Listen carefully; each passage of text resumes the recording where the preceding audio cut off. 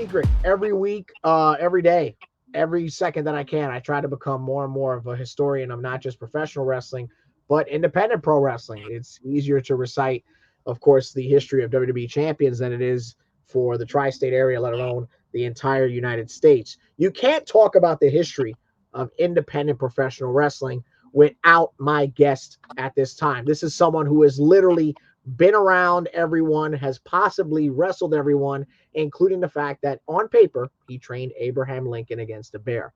I'm talking about someone who transcends the squared circle and goes even into film. His IMDb credits alone might be more matches than you've had matches. I'm talking about someone who literally from the Jersey Shore all the way up to the old WWF stomping grounds in Pennsylvania to being part of the Florida wrestling resurgence to even being a part of the resurgence of wrestling in the Bay Area long after the Cow Palace had been gone.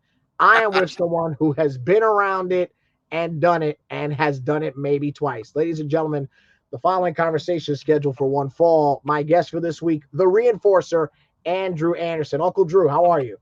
How are you, Cheyenne? I'm good. I'm excited. I have to tell you, I'm a little nervous and honored because I said this to a couple guys. I didn't think you were going to do this show. So when you messaged me, I jumped on it. Listen, I saw one of the newest, youngest, hottest stars. I don't know. I don't know if anybody out there has heard of him, but Buddy Thomas. Yes. He's. I was one of the first wrestlers that he befriended when he was just a little kid. He was still in his single digits when he met me. I have pictures of him growing up. He became a hell of a worker, hell of an athlete. He's putting on muscle size. He reminds me of a young Kendall Windham or an early stage Barry Windham. The kid is just tremendous, and he's come a long way, and I think he's a great athlete, and I think he's going to be twice the wrestler I ever was. And he's up to 302 matches or 301 matches already in Yeah. I think 2 or 3 years. And I'm proud of him. And I saw he was going to be on your show. And I wanted to somehow get on that podcast with him just to tell him that I appreciate him. I love him. And I'm so proud of him. You know, he actually spoke so highly of you, and he told a great story about I think he'd said it was either a New York show or a PA show where your opponent had left, and right after his match, he had to go right back out and work you. Yep. And that was his first match that he ever called on the fly. Taught him how to call it on the fly. I told him, I said, "You're the heel. I'm the baby. Just stay on me. Stay on me." And then that was where the conversation got into, because it's hard to teach that, whether it's Gene or anybody else, where calling on the flies, it is a lost art, or becoming more so such, right? Yeah, 100%. I go in the locker room. They put me with a younger kid. The younger kid says, "Okay, I want to do this, this, this, this, this," and I said, "Hold on a second." I said, "And it's not because of my advanced age that I can't Yeah. remember shit. I couldn't remember this when I was in my 20s." Yeah. I said, "So," and I never learned how to do that. So I said, "We're going to go in there and we're going to work." I said, "You're a heel. Take charge. I'm a baby. I'll follow you, but I'll call the whole thing. Just listen to me. Listen." Why do you think in the current era of wrestling, not everyone, but for the most part, people just can't assimilate to the idea of good guy, bad guy, David Goliath, good and evil? Why do you think everybody wants to be loved, everybody wants to be hated, nobody wants to walk on that common denominator, on that formula that ultimately is pro wrestling? Well, I think that started way back when with the Four Horsemen and the Road Warriors. Yeah. You couldn't tell if they were heels or baby faces. The Road Warriors broke the rules. They beat the shit out of you. The Horsemen just cheated, but everybody loved them because their promos were so good. Now That's you true. go shoot forward to the Attitude Era, and then you had the emergence of a stunning Steve Austin becoming the ringmaster, becoming Stone Cold. Stone Cold, you couldn't tell if he was a baby or a heel. Then following him in his Yeah. footsteps, The Rock. You just had to love these guys. You love to Yeah. hate them. So I can understand where that's coming from. I mean, plus wrestling has become a lot less gimmicky. There are a Yes. lot less far out characters like Wayne Ferris, the Honky Tonk Man, like Brutus Yeah. Beefcake, like let's see, they even turned Tito into the Matador at one time. I mean, Earthquake. You had everybody. Outback Jack, Well, to name I a mean, few. you had to be a character, especially if you went to work up north. It was a Yep. prerequisite. So you had to have a plumber, a singer, a matador, a this or that. Now there's all these shades of gray where I'm Andrew Anderson, I'm Cheyenne Ortiz. You couldn't be a cowboy, which Yeah, you can't. No, and unfortunately, I look at wrestling now and I see all these guys and I see all these faces, but I can't identify them because they don't have these outlandish outfits. They don't have these other. They don't look like superheroes anymore. A lot of them look like cookie cutters, yeah. and everybody's got the same physique. I mean, I love the who's the big burly guy who does all the in WWE, the short burly guy. You I talking about can't think of. Bronson Reed? Oh no, Bronson. What do you call it? Steiner's kid. No, Steiner's that's kid. Braun Breaker. You talking about Yeah, maybe Braun maybe Breaker. Otis? He's Otis? Otis is just fucking great. He's to me, he's a breath of fresh air. Just He's like amazing. Braun Strowman was always a breath of fresh air. Yeah. You didn't have giant big men that were actually winning matches. Towards the end of his career, they made the Big Show a big fucking putover guy. He was basically a 7'5", 7'3" Johnny Rods. Yeah. There was not listen, and I love Johnny Rods. Johnny Rods is one of my friends and everything, but Johnny Rods was the guy who would feel out everybody and see who could work for Vince. Yeah, he See who was could Vince work and who Senior. He was Vince Senior's stretcher. He was the stretcher. guy. Yeah, and Yeah. he would put you through the ringer. And if you couldn't work, you couldn't get a shot at Backlund or Morales or Yeah. whoever else was up there. Same thing. That was also Coco's job for Vince Jr. with Yes. Hogan. Coco was the warm up act. If you couldn't get past Coco, and that's one of the real reasons that that Rick Rude never really got that push against Hogan. He never got a singles match against Hogan because he was too stiff against Coco. You know what else too? Going on, because I'm a massive Rick Rude fan. Mm-hmm. If I'm being honest, just kind of knowing his career the way I do, and I've heard stories about Rick as a guy. I think, with the exception of Ultimate Warrior, and I'll chime on that at the end, I don't think Rick Rude wanted to do the Hulk Hogan match. I don't think that did him any favors.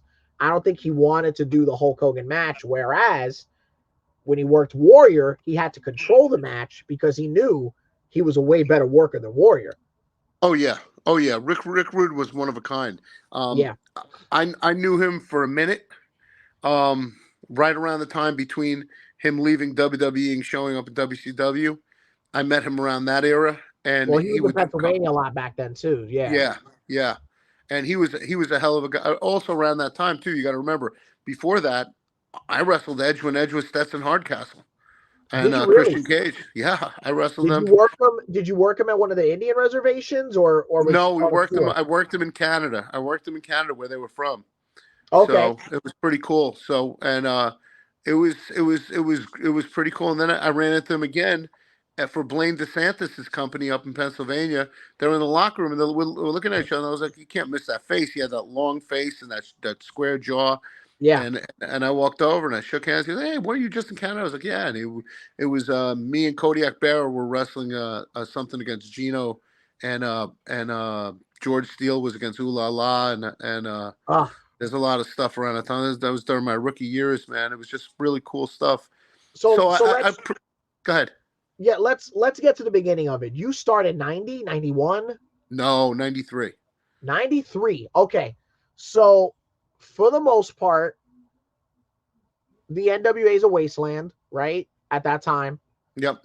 the New Jersey scene is not yet flourishing, but there's a lot of guys like Morocco, Snuka, who you knew so well, Mm-hmm. Coco, Tito. There's a lot of guys. Well, Tito's about to leave WWF. There's a lot of guys from that rock and wrestling post 80s era, guys that are coming up. A lot of guys from WCW, like Shane Douglas and a few others, are allowed to work indies. You're in a very mixed group of talent when you decide to break into business. There's vets, there's indie vets, there's these guys that are under contract, trying to get extra money, trying to get over. Obviously, your passion for wrestling's always been there. What was your training like? Who formally trained you? And how do we get to the Siberian Tiger? Gino Caruso. Gino formally trained me. Gino Bruck took me in. Metal Maniac discovered me with Jimmy Snuka at a bar, and in the early '90s, and I Were you still every working at Wall Street at this time? yes, yes, You were. yes, and the weekends I was bouncing, and a bar called the Rec Room in Wallington, New Jersey.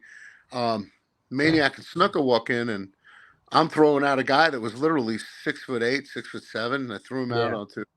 out onto the thing, and Jimmy walks in, and Jimmy says, "Brother, I want to talk. Brother, I want to talk to you." It's exactly Yeah. what he said.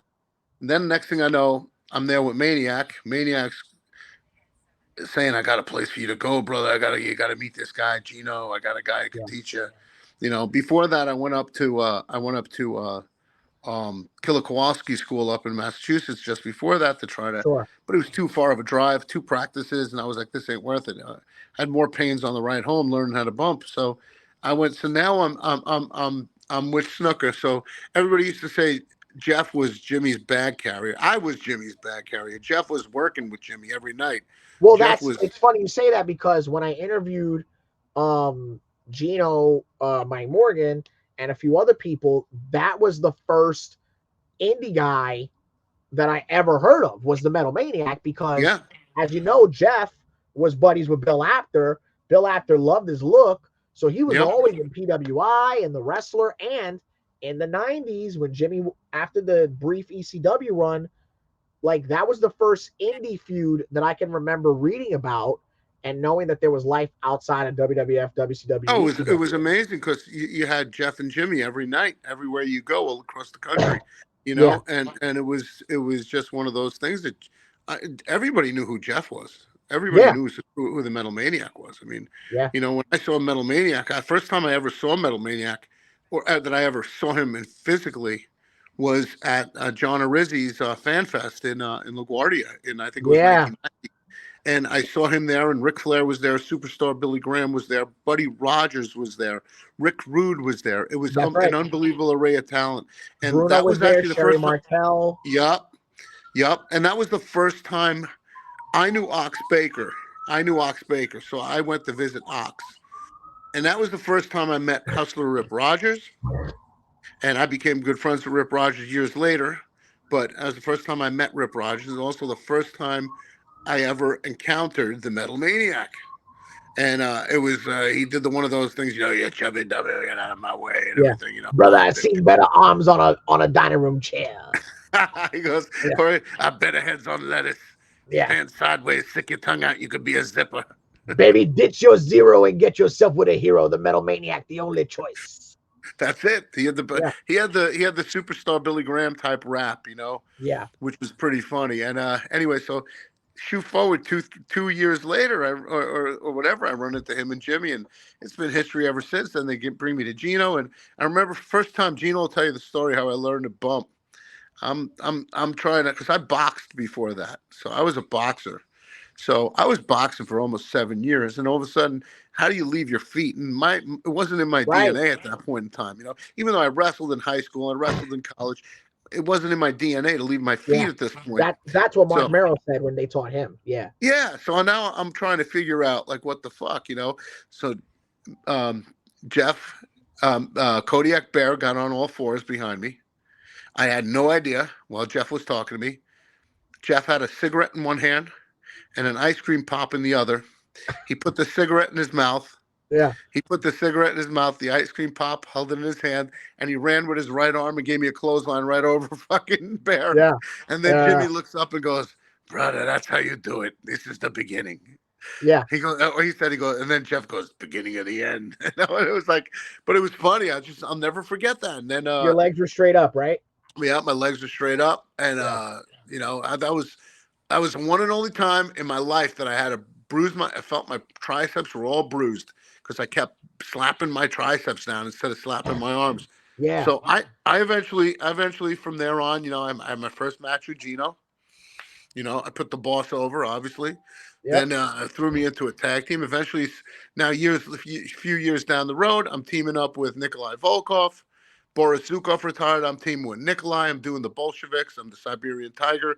Gino put the Siberian Tiger moniker on me, you Right. know, and then all of a sudden, you shoot forward to 98, about 1998 and 97, 98, and we're at Jersey All Pro show, and Is Mikey it Fat Nova, Frank running it?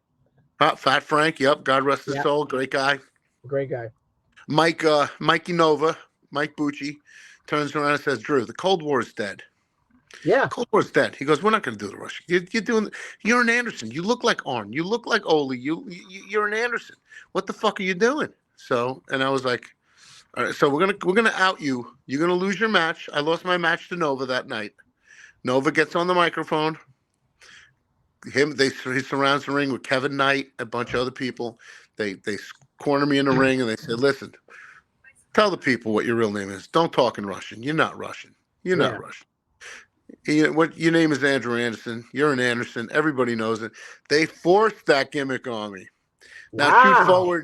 shoot forward years later now. In part of that resurgence with the NWO and everything at WCW, I can't think of his name. Mike something was the reinforcer. Mike something in WCW. Oh Um, yes, yes, yes. Oh gosh. You're absolutely right. Around 96, 97. 95, 96, 97. Well, he retired. Crowbar comes up to me and says, "Nobody's using that name. Arn was the reinforcer. Why did you call yourself the reinforcer?" Yeah. So So Crowbar you're basically, doing that before CW, right? yeah, yeah, yeah, yeah. And So that's crazy how, no disrespect to CW, because I've never met him, but he was such a great worker in his prime. With the advent of television, he gets the claim of being the first reinforcer, where you're doing it probably 3 years well, before him. CW never called himself the reinforcer. He was just CW Anderson. So I mean, Right. CW and I we ran parallel careers while he was on ECW national television and I wasn't. And me and him just talked 2 weeks ago at WrestleCon at the 2300 Arena where he Yeah. wrestled Shane Douglas. Me and him talked about we gotta fucking do the Anderson gimmick at least one time before one of us fucking retires. That'd You be know, cool. because Chris Wright is a really great friend. He's a good friend of mine. I love the guy. He's got such a good heart. He's such a good soul. Great He's guy. such a gentleman, and he's just one of the true gentlemen in the business. I mean, Karen has herniated discs. He went out of his way to message me to make sure she was okay and what treatments to give. Because he's a therapist as well, and Yes. he's just a great guy, man. I mean, caring, loving guy, and I can't say enough kind words about Chris Wright. About So CW. so you start in the 90s, and this is just me off the top of my head. Obviously, you're working ECPW, you're working spot shows, you're doing tours, you're working JAP. Did you work ECWA with Kettner at all?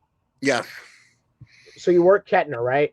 I Here's what worked I'm for getting at. when you worked for Blaine DeSantis, you worked for Kettner. So I Did worked like 2-3 shows for Kettner. did you get to work Johnny Rod's shows? I never worked Johnny Rogers shows.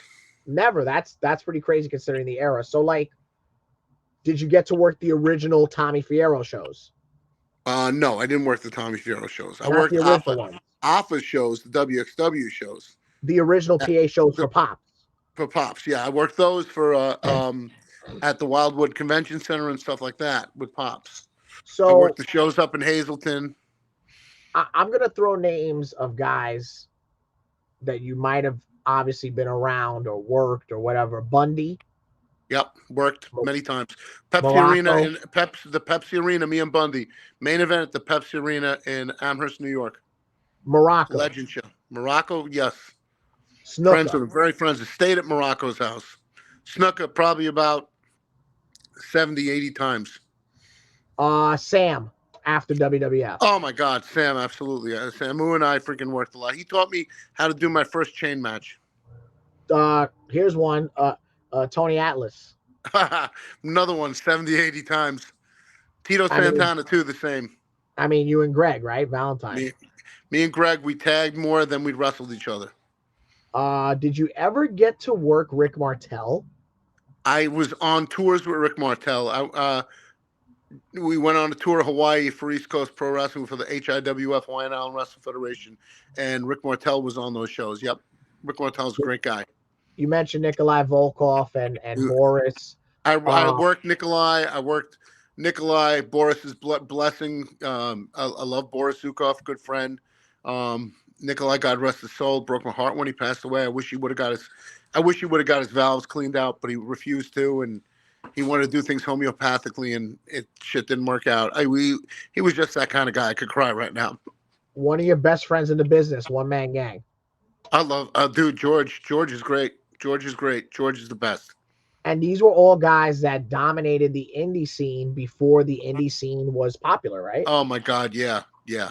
Yeah. It's Barbarian and Warlord worked the Powers of Pain oh my individually. god, I worked them on tour with them. Um, Road Warriors, the Road Warriors. God, me and Nikolai against the Road Warriors. Jesus, I could tell you this. And Joe Laurinaitis, Joe became one of my best friends. I still really? have the message he left on my machine the morning before he passed. The morning before he passed away, uh, um, he called me up that morning, saying it was his 10th anniversary, and him and Kim are going to be up at the lake. Yeah, He said, "I'll call you. I'll call you tomorrow morning," and and we had some business we were going to talk over, and it breaks my heart again. I want to cry. I tell you And what, I I got got a a phone call crappy. from Jerry Bostic from World Class, who me and Animal were both working for World Class Wrestling Revolution, which was the extension of World Class Wrestling with all the Von Yes, Erichs and everybody. And we're working for him at the time and in Texas and doing shows. And Jerry, who's a great guy, a friend of mine too, Jerry calls me up crying. I said, "What's the matter?" He goes, "Joe died." I said, Joe who?" He goes, "Joe Laurinaitis, Animal." And I was like, and it was just like heartbreaking, I got to heartbreaking. meet. I got to meet because everybody knows it's public knowledge. Look, I'm a collector. I love my action figures. I love my Funkos. I get stuff signed. It is what it is. Call me a mark, whatever. Um, and I got to become friendly with Joe because he did something for the guys at the Asylum Facebook group that I help out and work with. So he does a virtual signing, and I win a micro brawler, and it's this beautiful Road Warrior animal autograph. So what I didn't know yet was that it was one of the last things that Joe signed, right? Wow. So I get to talk to Joe through a FaceTime or whatever. And I'm like, yeah, man, I wanted to mail you my copy of the Legends of Wrestling video game because it has a special place in my heart. And, I love the Legends. And I remember burning that game like a WWE game. He's like, dude, if you work with these guys, just mail it to me. We'll get in touch and we'll mail it to me. He's like, yeah. And I was like, you serious? He's like, yeah, just mail it to me. Don't worry. Don't even worry about, money. I said, all right, for Christmas, I'm going to, get this done for myself. And I can just remember hitting up the guys at Asylum. Hey, is Joe available to sign some stuff for me? And they're like, yeah, we'll set it up. Just get a label on the stuff. Next day I get the text, hey, Joe died. Fucking heartbreaking, man. Yeah. Heartbreaking. And if you've seen the video of that virtual signing, it's just one of those things like life, man. You never know. You would have never thought that guy would have woke up, put his toes in the ground, and passed away. Well, a lot of people didn't know that Joe had congestive heart failure. Yeah. So a lot of people didn't know that he was also on dialysis for about a year on for liver failure, kidney failure. He was Wow. going through a lot. So and he shared all this with me. We were tight. He was trying to get Yeah. me on the Qatar shows for Ali Marathi, Qatar Championship Wrestling, and it was there's a lot that people don't know. My career has hit a lot of there were a lot of people that I've been friends with in this business that have really come to bat for me and really stuck up for me over the years. I mean, Well, I've well, done a the lot of part stupid. Listen, I've done Cheyenne. You know me. I was always the party animal. you was such I a was good time though. I was the Dean Martin of pro wrestling, man. I had a glass of whiskey in my hand or a Yeah. glass of bourbon, brandy, something, and I was always freaking lit like a Roman candle, man. I always had a good Yeah. time in the locker room. King of the ribs, loved ribbing people, everything. Yeah. I mean, fuck, I but remember the first time I got to hang with you and drink with you at one of Gino's barbecues. You're there, and of course you're doing like Burt Reynolds and Boogie Nights. You're telling stories, and everybody's around you. And I go, and there's a seat open next to you, and I've got my whiskey in my hand because Gino knows I love my whiskey. And I go and I got a cigar, and I'm like, oh, Drew's talking. I got to go sit down and listen. And you're doing your story about somebody you worked. I think it was the Moondog story, which I'm getting to now, yeah, and you stop in the middle of your story, you see me smoking, and you're like, the fuck are you doing? And I'm like, what did I do to piss you off? You drink? I was like, yeah. It's like, Cheyenne, you're ruining my image of you. And I burped in your face. And I'm like, oh, well, I guess it's real tarnish now, pal. And you lost it mid story. I'm there smoking. I'm like, you want one? He's like, yeah, dude. Um, and which one was it? The Moondog Tony Myers story? Is this the one with the dynamite? I just love Oh, that that was. story. Where Now Moondog's listen like, to me. that boy This fishing. is listen. I'm going to tell this story once. This is pre 9/11. This is Yeah. Yes, please. 1999. All right. This is 1999. All right. No, this was actually what? This was 2005. 2005. Yes, it was It happened. Go. 2005. It's pre Go nine to. 11. Don't mind the year. I know we're in Mississippi. We're in at the Neshoba County Coliseum in I think it was Mississippi or I forgot where the fuck it is.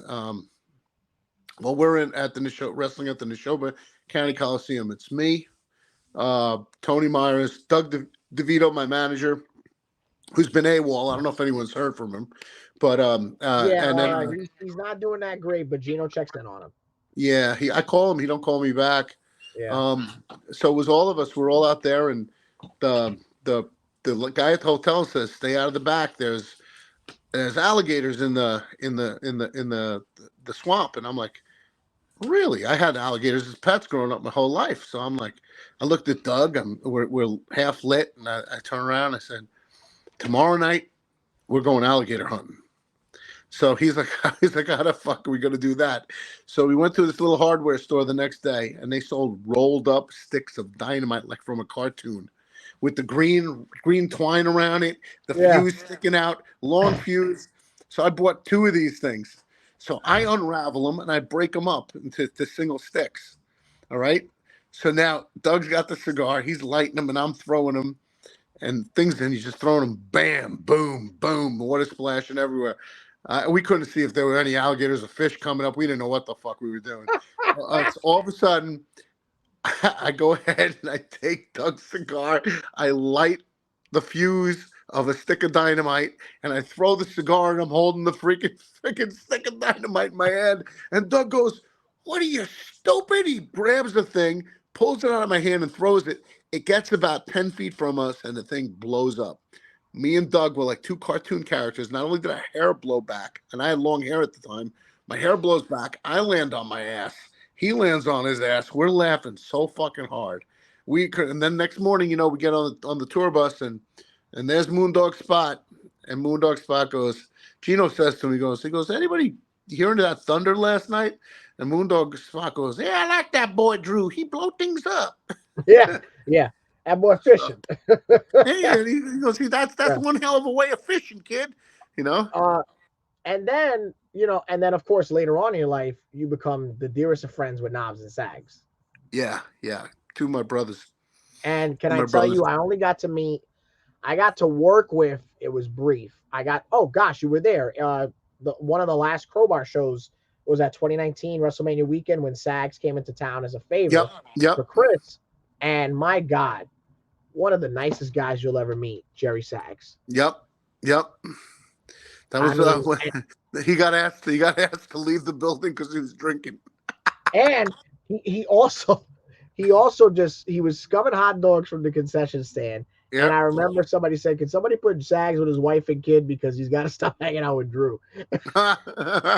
So they finally, nobody knew it. Sags is sitting in the back of the crowd with his wife, his daughter, chopping on hot dogs just so you guys can stop having your love fest for like That an was hour. fucking funny as hell, man. Yeah, we had a good time, man. Yeah, That was WrestleCon weekend, man. We were at WrestleCon. It was me, Sags, and Tito. We killed it. I mean, yeah. Knobs was really sick at the time. So At the time, Knobs was sick, and then we yeah, capped off. I remember we capped off that Sunday morning with a really, and it's crazy. We were all like, "This isn't going to draw. This isn't going to draw." Mania's in a couple hours, and what do we do? Like an 11, 12 o'clock show at some armory or whatever the fuck it was. The worst part was we weren't even that far from MetLife, so we no, were freaking out, thinking this is going to tank, and we had about 200 people. more than that. He had at least 300. Yeah, At least 300, because I remember yeah, Sags was counting, and it was a good time. That was a really good time. yeah, We went to a place in Wallington or Passaic or Lodi called Blackjack Mulligan's. Funny, the name of the bar, yeah, afterwards, yeah. So that was a good time. But yeah, that was a really, really those a lot of memories, man. A lot of good times. As a matter of fact, I talked to Knobs this weekend. I texted with Jerry. we were at the Lehigh Valley Comic Con, and who came to see me was Knobs' brother Ed came to visit me because I was not too far away from his house. He lives in Yeah. Allentown, so he came to visit. That's where the Nasties were from. And then Don Ringer, who owns Ringer's Roost in Yes. Allentown, which is the bar where everybody used to party. After the All the taping. old Arnold Scarland, everybody. As a matter of fact, he said Jimmy walked in there an hour before that incident with the murder incident happened. That's correct. And Vince Jr. used to go there, and after that incident, he stopped. Yeah, Vince Jr. came down there with to save Jimmy's ass on that thing. You Yeah, know, I I mean mean, he also, a lot of people would say like that was the place where Vince could like let loose. Whereas what was the name of the steakhouse in New York where Senior, Monsoon, Junior, and Skolin would book? Monsoon would often be there in the daytime before the New York shows. But anyway, where he couldn't act at the steakhouse in New York, he would act at the Roost. Yeah. at the Roost, I know that the Nasties picked up, or the Road Warriors picked up.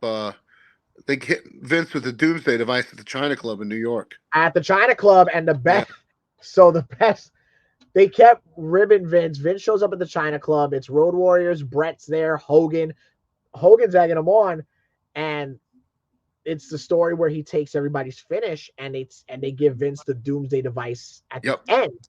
So I don't know if anybody knows this part of the story. Vince Jr. gets the Doomsday Device at the China Club from the Road Warriors. Animal is literally doing, because the Doomsday Device is all an illusion. Yep. It was this way if you were enhancement talent, and it was this way if you were a buddy, right? Mm-hmm. So they give Vince the fucking cartwheel. He did Hawk ass over tea kettle. pass over tea kettle. Hawk lays into him with the clothesline. Hawk's 3-0, 305, 310 at the time, so it's a shoot clothesline. He also wanted nail Vince too. So Vince gets up, the pompadour is messed up, and he goes, "You son of a bitches better buy me a drink now." Right And after that. the whole time, Jim Neidhart told me, he said the whole time, all Jim Neidhart was doing was pulling on his beard, going, ah, Yeah. watching Vince the is, whole yeah, thing. he's literally, Neidhart's like the original popcorn meme. I've heard that. Yeah. And yeah, and Brett just kind of sat there and watched and wanted to see how far I would go. And then Hogan was like, "All right, he's pretty cool after all." You know, But yeah, but man, those, you are like so intertwined with so many eras of independent wrestling, because then you're part of the resurgence in the 2000s, because you see the original Ring of Honor. Um, did you ever work? Oh gosh, if I mess up the building, Sportsplex, help yep. me out. Where the old Yep. where the IKEA is, I think, The or the new IKEA building terminal. is, yeah. Yep. What was The was Rex that Flex. Wasn't it the the Rex Rex? Flex? Did you work there? Yeah. Yeah. Did you get to do one of the real shows or one of those cowboy shows with fire and shit like that? No, I did one of the real shows. I also did early stuff with for the they did, I used to do them at Medieval Times, I think. That's right. Wrestling used to be at In medieval Rutherford, times. Medieval Yeah, Times, Rutherford. Matter of fact, I was there with Scott Steiner, and Scott Steiner is another one who wound up becoming one of my good friends. And I worked with Scotty a lot. Gino put me in some matches with him early on, and and then all of a sudden, me and Scotty worked great together. And then Gino stuck me in a match with Vader when Vader started doing the Indies again. that's And right. then Vader and I went at it, but Fist and Fire had a great match. And then all of a sudden, promoters in the Midwest and the Southwest, in Oklahoma, Arkansas, Texas, and that whole area start calling up, booking me and Vader against the Steiners every night. So Now, that was a here's the other thing too, because everything in that era is word of mouth, tape trading. You're traveling, you're getting yourself out there. Where how does the lore, how does the reputation of Andrew Anderson travel outside of the Northeast? Because you're a very trusted guy.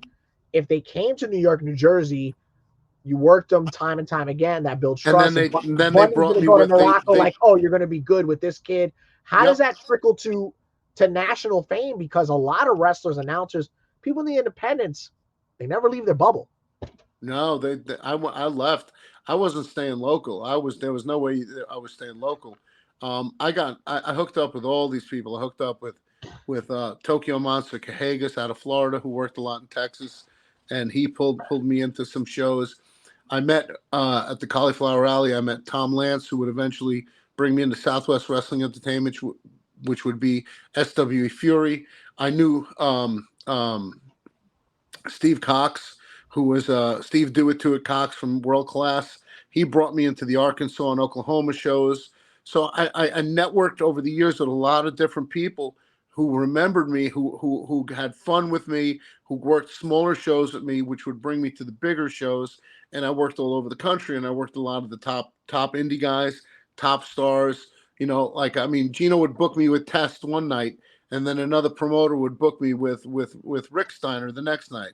You Yeah. know what I'm saying? Or another promoter would book me with what's his face? I can't think of his name already. Fuck, I can't think of the guy's name. The promoter who would book me. As a matter of fact, you know, I'm not gonna say anything bad, but now that we're on the subject of Test, the only guy I never liked working who was disrespectful to me blatantly in the ring and Really? out of the ring was Test. Andrew Really? Martin. I know he was friends with a lot of the boys, and some people liked him, some people didn't, but I didn't get along with him. What year did you get him? I think 2007 or eight, Do you 2000. think do you think you I was got him his at a first. time in his life? I was his first match on the Indies. Do you think you got him at a time in his life where he was extremely upset about not being in WWE anymore? Oh, absolutely, absolutely, And absolutely. you know this, like not everybody transitions well to the independents He he did from not. TV. He did not. He Very did not. interesting. He was so pissed off that there was no piles of wrist tape for him to choose from. So No. That's he a new one. expected That's a new one that I've heard from guys he coming out of expected WWE. catering. He expected catering, food, and everything else. You know. Yeah, I've had a couple. I'll be nice about it and not, but I have heard tales from when guys leave WWE because until recently that was the only game in town where they're like, the new running joke is, oh, you got to have bottled water for guys on the indies, but there are guys who expect a limousine from the airport to the armory or wherever you're doing the show, water, free food, this and that, and you're like, well, brother, this is it. Yeah. No. No. It doesn't work like that. It doesn't Yeah. work like that. You Now know. here's the other thing too, because we're getting into the 2000s. What happens first, the wrestler or the Skittles commercial? Oh, the wrestler. The wrestler was 2008. But So I want to go back a little bit to 1999, where I was the first ever JCW heavyweight champion, Jersey Championship Wrestling. And yes, you know what happened to that? What belt is that now? what belt is that now? That's the GCW Game Changer belt. So I was in fact the first Game Changer heavyweight champion because it's originally was the JCW heavyweight champion. That's right. That's right. Because JCW kind of Ricky O sold it to I think yes. Danny Demonto and Brett Lauderdale or whatever it was with that. Yeah, I always forget that Ricky O was kind of the precursor for what we now know as GCW, obviously through JCW, because that was probably where I first started seeing Crowbar's work um on the indies in terms of live.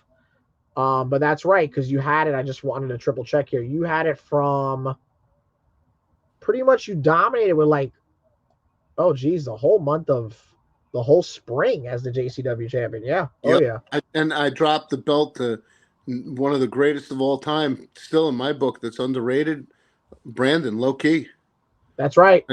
And I could tell you this, man, and I say it to him every time I see it. Nobody ever, when I was still in my prime back then, and nobody ever caught me. I hit him with a spine buster.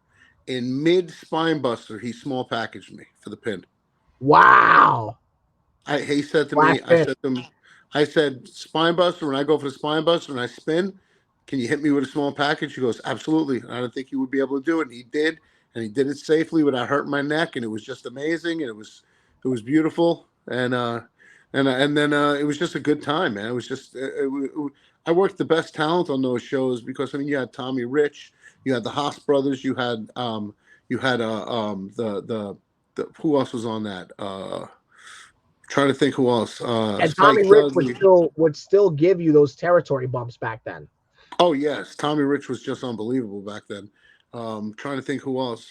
You also had not maybe I'm going a little ahead, but you also had like didn't you have one of the last matches of Demolition when Bill Eadie would still bump? Yeah, when Bill Eadie and Barry, yeah, we had it was actually, believe it or not, me and Tim Theory had one of the last matches of Demolition. Did you really? Yeah, Tim Theory was my tag team partner during that. Yeah. Okay, yeah, because I know at one point they worked Warriors a fair amount in like 2014, 15, but I think you got them like a year or two later, right? Maybe 2016 or 17? Yeah, it was 2017. Yeah, because I remember like that's also one of the first flyers. This is literally on the top of my head, correct me if I'm wrong. You and Loki, is that an Elmwood Park show? Yes, that I was in feel like Elmwood I Park. might still have a copy of that flyer. I gotta fact check that. Yeah, that was in Uh Elmwood. Was it Elmwood Park? Yeah, I think it was Elmwood Park High School.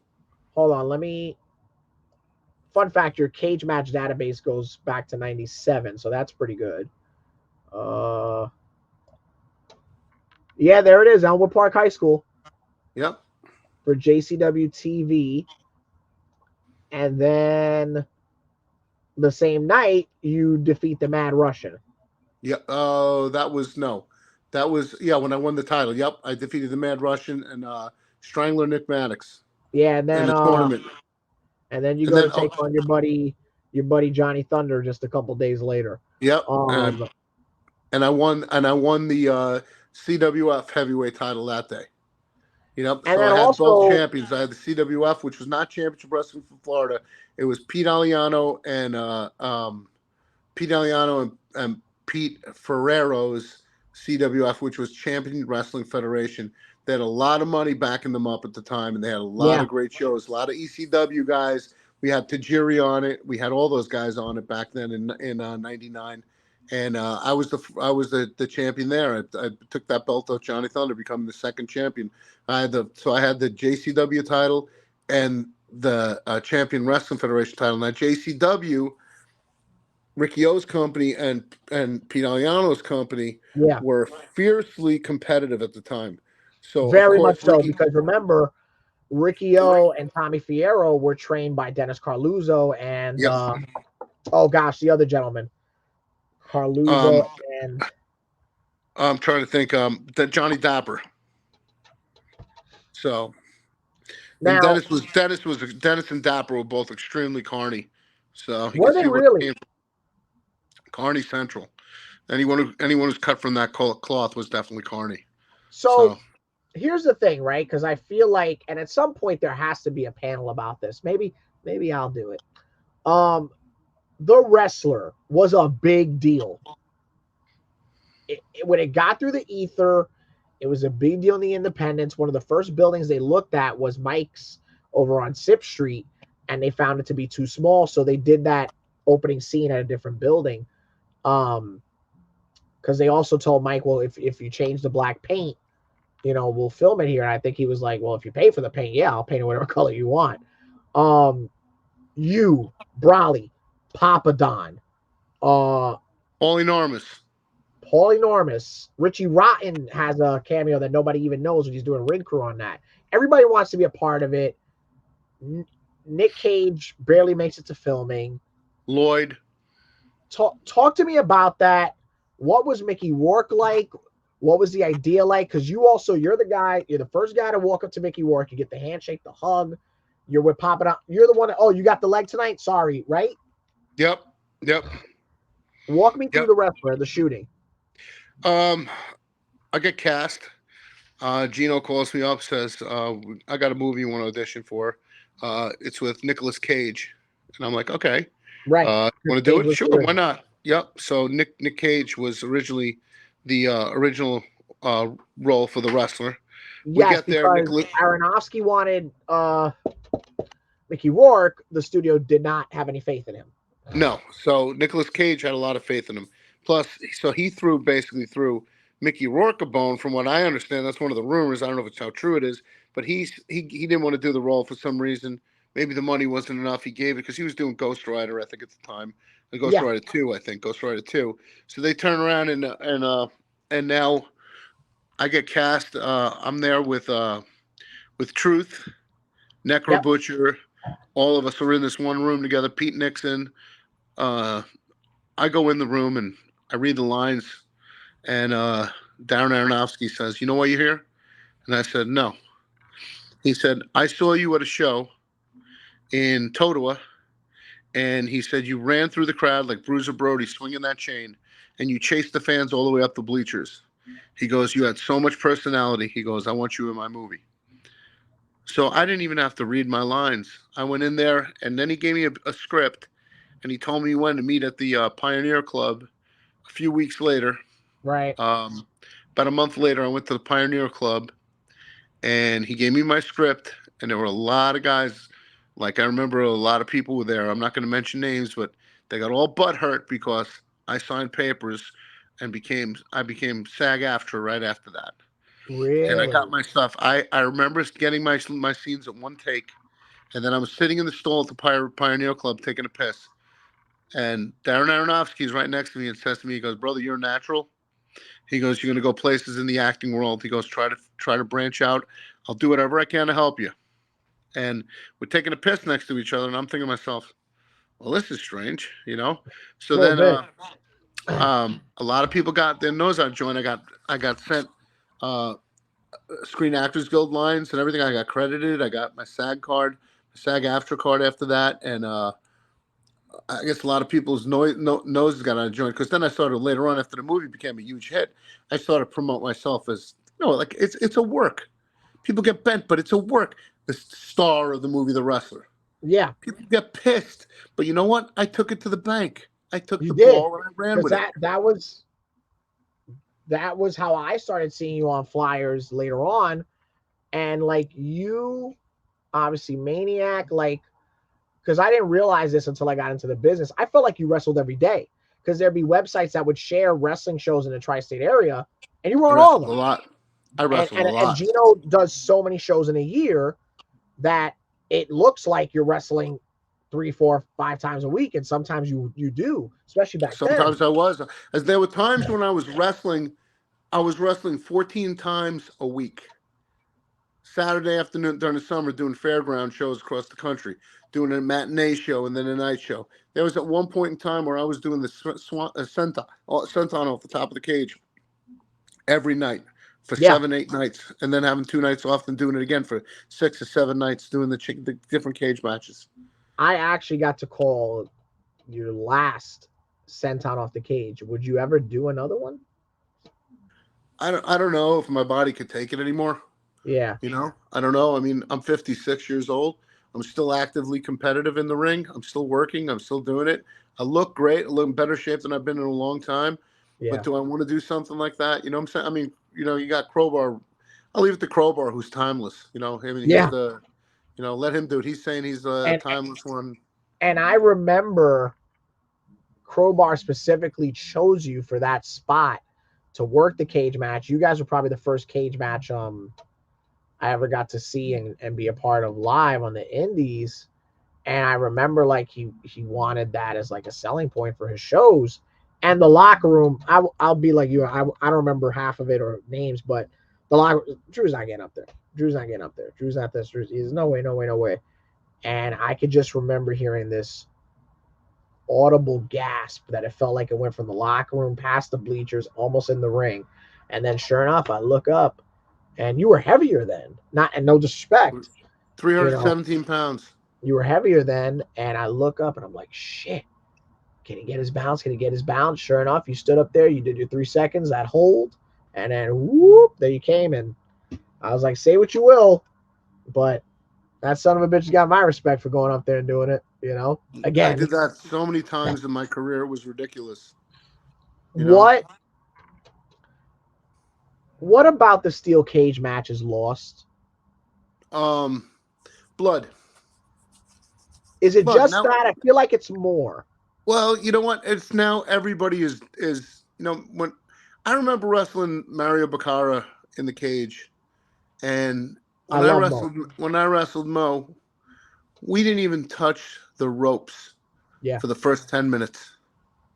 We wrestled, we chain wrestled, we brawled. Then we went started brawling, and then after the brawling, we started to hit the ropes. Then we started hitting the walls of the cage. Then we started doing spots off the second rope. Then spots off the third rope, the top rope. Then spots off the freaking. Us both of us standing on the top rope. Then spots off the top of the cage. He was standing on. I was standing. I was up, ready to climb out of the ring. He stood up on the top rope. All right, in the middle of the ropes, and gave me a German suplex off the ropes. All right. Well, I was almost out of the ring in the cage. You know, I gave him a superplex off the top of the cage. yeah, I was on the top rope. I crotched him and then I superplexed him out. I didn't do it off the top. The both of us went out on the top, but I did a lot. I mean, people forget about that. They keep thinking, no, oh, So you got my detractors out there saying, oh, he's an old piece of shit. He should retire. He can't do anything anymore. Get in a ring with me. yeah. Get in a ring with me. I can still go. I Or they say, or certain people are saying, oh, you got these other guys 30 years plus in the business that are past their prime and just going through the motions and whatever. You know what I'm saying? Yeah, okay, all right. Meet me in an alleyway in a street fight and see how you do, pal. You know, Yeah, exactly. And I remember when like when you seeing, when you're choking on your teeth and your head is looking down on your ass. I mean, yeah. shit. You And know. Plasma, I remember just shut down a whole locker room one night and was like, "Man, I put Drew on a poster, and I see it. People just know who he is, or just know he's a wrestler, and he draws." It's what happens. I mean, he said that to me once. Him and his wife said that to me once. He goes, "Whenever you're on the poster, the house is full." And people started busting my balls saying, "Hey, thanks for the house. Hey, thanks for the house." You know what? It was true. Yeah, Whether it is today, I mean, he still puts me on posters, and I still get crowds. You know what I'm saying? I mean, I put asses in the seats. So I still have the ability and the love for the sport. You know what I'm saying, that I did 30 years ago. yeah. I love working for Gino. I love working for Nilio and CCW. I love working for Herb Simmons and freaking in St. Louis. I love working for Mustang Mike in Louisiana. I loved working for SWE Fury with Tom Lance and Jason Jarrett and those guys. I love those days. Those were some great. We drew the biggest crowds post COVID or during COVID actually through from 2020 to 2023, 2022. We drew Yeah, the biggest crowds in Texas.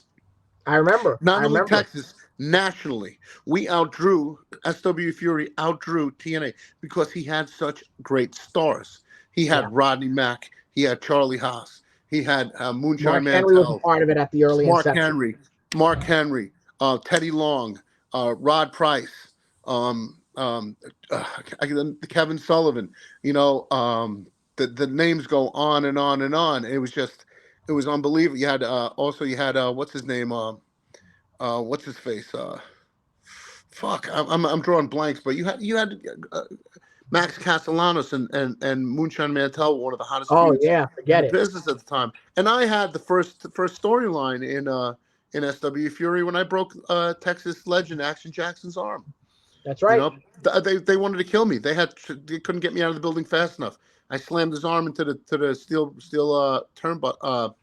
ring post with the chair and kept slamming it. The cops came in, the ambulance came in. It was crazy. Tim Storm, my God, Tim, one of my freaking good friends and former NWA champion. He was one of the first SW Fury heavyweight champions. Tim Storm is he's great. I love Tim. He's the fact that he's still doing it. Color commentary for the National Wrestling Alliance. And then now speaking of National Wrestling Alliance, 2017, what did I do? NWA Big Apple. That's I right. bought it. I ran the New York shows for the NWA. I ran NWA Big Apple. My first show for NWA Big Apple had over 1,000 people at Hackensack High School. Over 1,000 Now, people. Drew, you really ridden, the lightning bolt with pro wrestling, and your passion is just so commendable. What are you looking at now these days? What's left for you?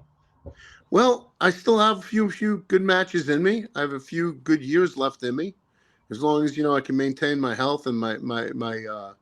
I'm still strong as a horse. I'm spending a lot of time. My fiance and I we're in Costa Rica for a month at a time. Coming home, we live in Costa Rica for a month. We come back, live in Pennsylvania for a month. Back in New Jersey, Pennsylvania, back and forth. I mean, it's but Costa Rica is just like it's my chilling point. I mean, it's we live life simply. We have a passion for the simple life. And when I come back to the States, I get the wrestling out of my out of my system. I do a lot of Comic Cons now. I mean, with all Yeah, the acting stuff coming up with the Daredevil series and everything. I mean, um, I'm doing Chiller Theater October 26th, 27th, and 28th. So I got that in Parsippany at the Parsippany Hilton. William Shatner is going to be there, and, amongst other great, awesome acting dignitaries, so to speak. yeah. Um, I got April 20th up in Bridgeport, Connecticut for East Coast Pro Wrestling. Working a lot for Battlefield Pro Wrestling. July 7th in You the Wind just worked Creek. Bill James there, right? I worked Bull James at Battlefield. I worked somebody else at Battlefield, the former Monster Factory champion. Uh, uh, what's his name? Bobby Buffet. Good Yeah, kid. yeah. Really good kid. Strong kid, too. Heavy set, but strong. Picked me up for a vertical suplex and held me. It Yeah. was amazing. All So, right, would have said that. let's do the lightning round real quick. The one guy I wish I got to wrestle more. I would say the one guy I wish I got to wrestle more. Honky Tonk Man. I always had fun with Roy. How is it possible that I never wrestled? How is it possible that I never wrestled Shane Douglas? The one Fed that I wish I worked for that isn't around. Never worked for that isn't around. I would say ECW.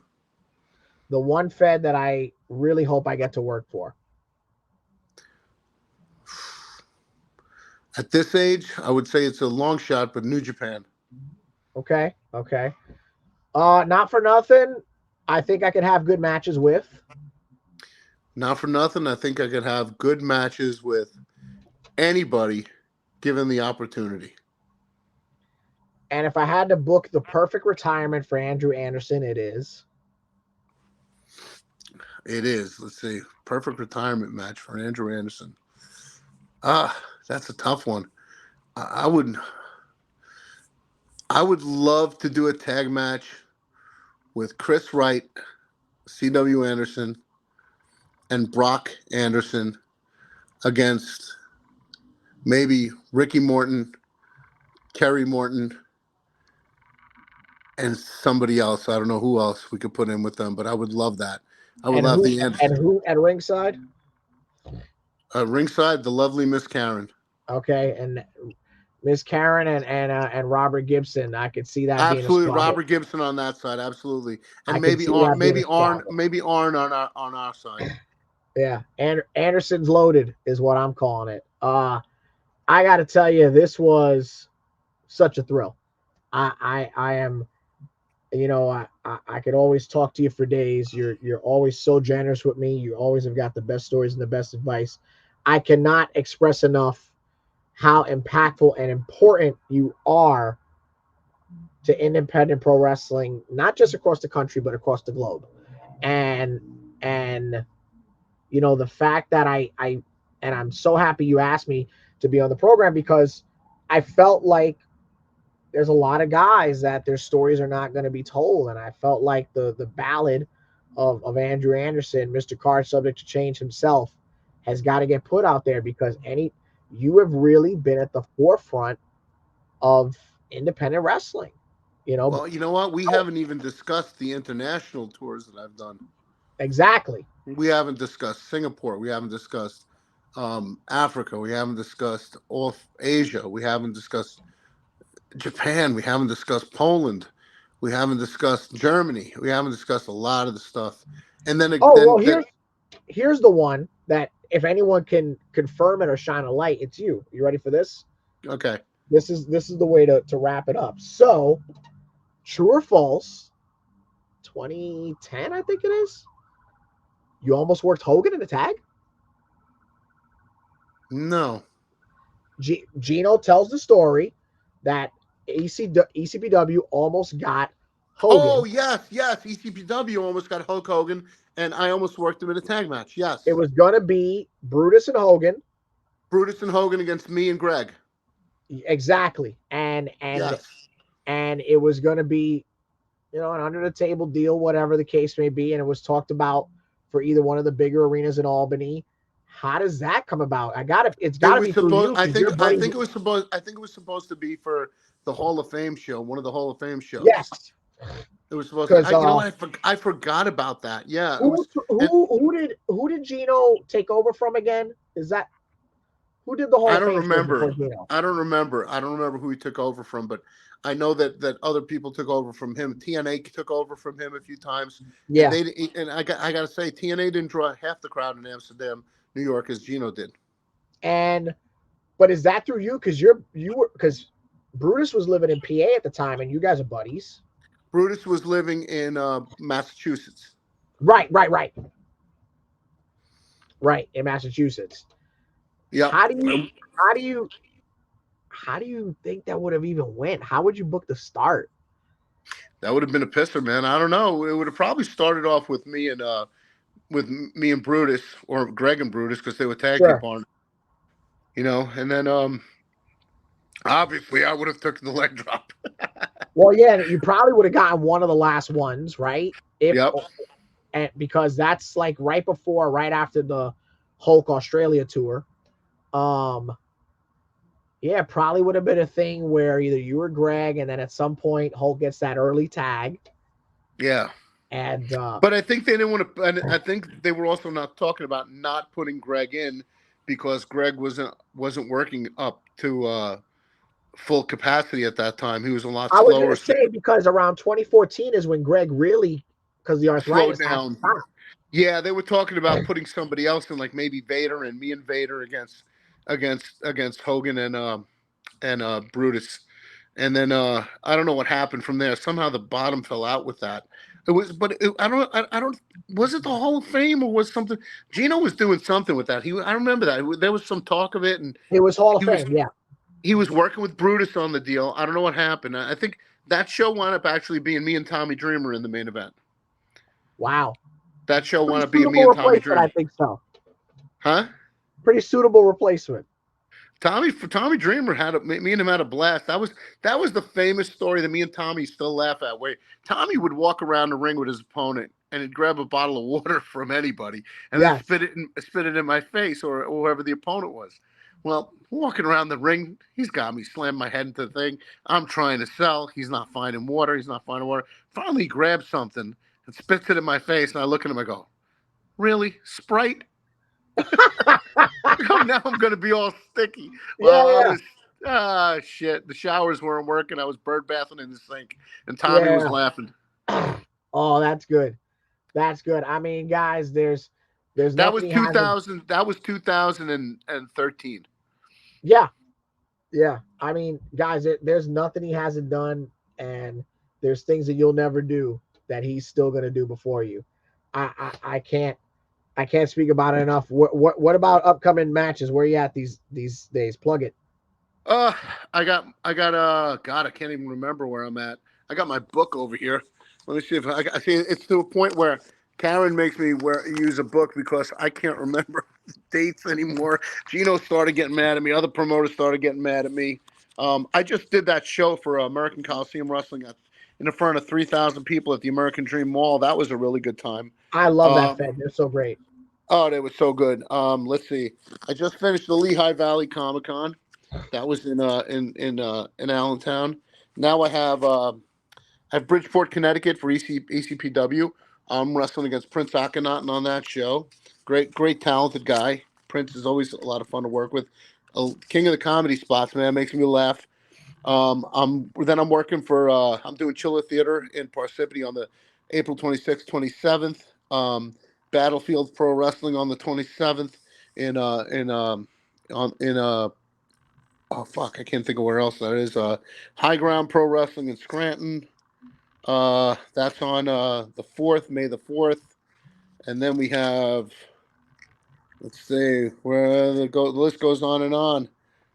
Oh, God, I can't even think. I know I'm working, I think CCW in Nashville, Tennessee on the 19th, if that's still on. Then I have, shit, I can't even think of everything. I got something else coming up too. Um, The Bro, date book. you gotta just look at my Facebook page. I know November 9th and 10th. I just booked for the Nashville, the Memphis Monster Con with Kevin Sullivan. I know I have the Gathering in Charlotte, North Carolina. I'm One of the wrestling on the biggest show there. conventions of the year. Yep, I'm doing that. That's in August 1st, 2nd, 3rd, 4th, or something like that. And then shit, I don't even know where else I really don't know offhand. You know, I can't really get in my Yeah. book right now. So Either way, it's the date book we should all aspire to. Again, from my heart, uh, thank you for being such a wonderful friend to me through all the years and giving me nothing but the best respect and love and knowing that always saying up Cheyenne's calling it, the story's gonna get told, and always. um just always being a great guy. I And you wish. gotta admit, I always brought my opponents to your table. Hey, yeah, and rang the bell for me a couple times too. Literally, uh you know. a great sport and just a great guy. And again, your contributions to independent pro wrestling are immeasurable, and they're still growing. June You know, 2nd, I'm gonna be in for Gulf State Wrestling in Louisiana, so I know that one that's off too. that's the So one.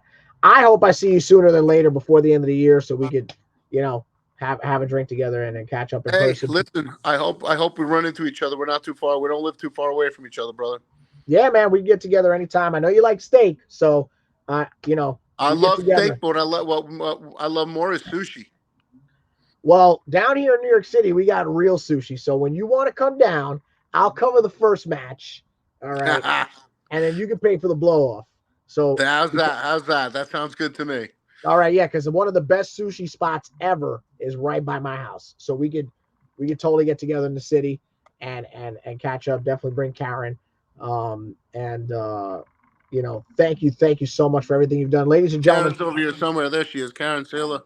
there she goes. You dozing off? She was dozing off. She was work. She's actually working on.